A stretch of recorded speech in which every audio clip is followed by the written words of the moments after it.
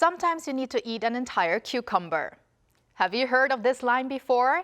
If so, you might be one of Logan Moffitt's 1.1 million subscribers on YouTube, or 2.1 million followers on Instagram, or the last time I checked, 7.2 million followers on TikTok.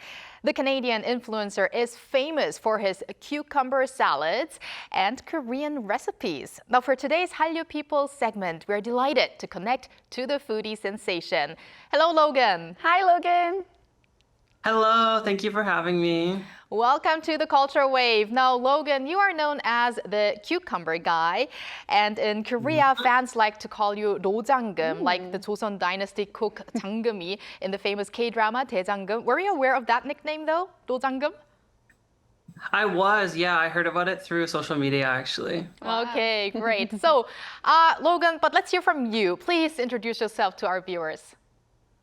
Hello, everyone. I'm Logan. I'm a content creator. I've been making videos on social media for about 4 years now. I mostly post cooking recipes, travel content, and lifestyle. And as you guys might know, I'm a big fan of cucumbers as well as Korean culture.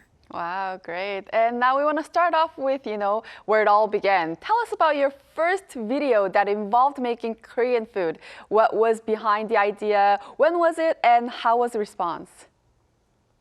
Yeah, I think my first time posting about Korean food was in early 2021. I was trying a lot of different pre-made kimchis and having different mixtures, like having it with like sesame oil and rice and cucumbers. And I saw that there's a lot of people who were excited about Korean food and kimchi in particular, just like me. So I thought I might as well try and make it myself at home. I did make kimchi back when I was like around 12 years old or maybe 13 years old. But I completely messed it up. I used all the wrong ingredients and I never even tried it. So I thought, why not revisit making kimchi at home? Wow. Wow. Well, you just mentioned it. I was actually going to ask you, when was your first try at making Korean food? So that was when you were 12, when you tried to make kimchi? Yeah, I was very young when I made kimchi for the first time. So how did you think of making kimchi at that age? I spent a lot of time learning how to cook on YouTube. So I really liked the YouTuber Mangchi, and she taught me a lot of the ways of cooking that I know now. So she is where I learned how to make kimchi. Interesting. Nice. Very interesting. Can't forget kimchi when it comes to K-food. So you're making a lot of Korean food on your videos, of course, and I'm sure you eat Korean food on a daily basis as well. What is it to you that's so appealing about Korean food? I mean, what's your favorite Korean food? We have to hear what your favorite one is out of all the dishes. Or what was the most successful Korean dish you've ever made? I think the Korean food is so appealing because it's such bold flavors. Like it's so exciting as soon as you put it in your mouth. Like it's so like vibrant and full of flavor. So I think that it makes it really appealing to a lot of people, and that's personally why I like it. But the most recent successful Korean food that I made was probably kamjatang. I made that for dinner tonight, like a couple hours ago, and I just uploaded the video. So if anyone wants to see that, it's there. But it was such a success. Like I thought it was harder to make, but it was actually so simple. I found the dried radish leaves and the perilla powder, and it was so delicious. I actually did check out that video, and I was gonna say, wow, is that 감자탕 you made? Because I never tried to make 감자탕 at I've home. never tried it You usually either. go to a restaurant to eat 감자탕 Exactly. in Korea. It's pretty tough recipe, but hearing Wow. from you. Yeah, I've never had it at a restaurant before. Oh, you never had 감자탕 at a restaurant before? I've only ever had it at a restaurant, just never at home. So it was really exciting. Okay. Yeah, that's Right. what Yeah. even the regular Koreans, do. They go to Definitely. restaurants to have that food. So, okay. But aside from Korean food, Logan, you're known for your love for cucumbers and especially for making cucumber salads. And one of the videos is extremely popular. That's a cucumber salad made with a Korean-style recipe. I heard that even in some countries or cities, there's a shortage of cucumbers because of your video going so viral. So Logan, here's my question. Why cucumbers? Why not carrots? Why not broccoli? Why is it cucumbers? I always say I think that I've been a cucumber fan since literally birth, since the day I was born. So I've always loved cucumbers. I always took them to school to have as a snack. And even before the cucumber salad videos I was posting, I was making those same salads at home, just not posting it.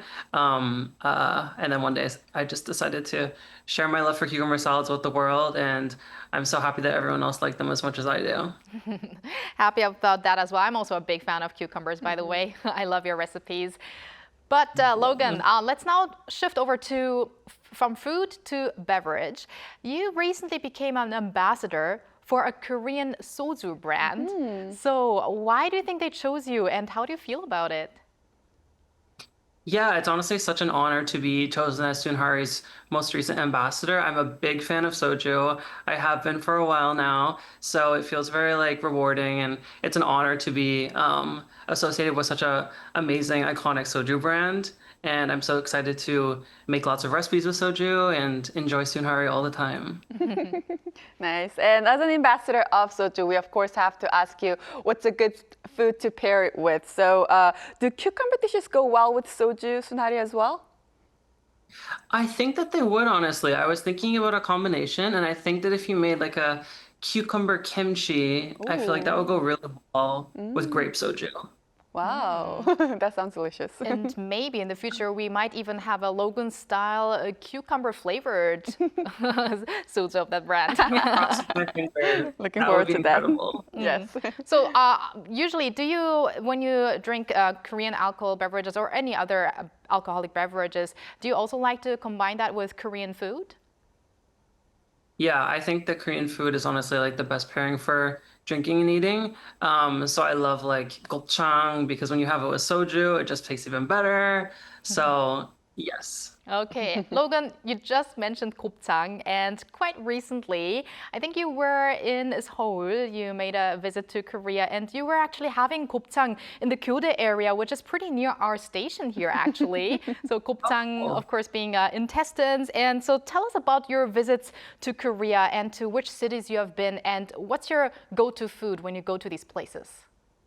So I've so far been to like Jeju and Busan, but most exciting I think that I went to was last summer. I got the chance to film a YouTube series with Jonma. It was called Grandma, and it's on YouTube. But I went to the real Korean countryside with my sister and my friend from home, and we went to this very remote island called Imjedo, and it took a long time to get there, but it was so amazing. We fished for eels and cooked on the island and climbed a mountain. It was really amazing, and I just love the countryside of Korea.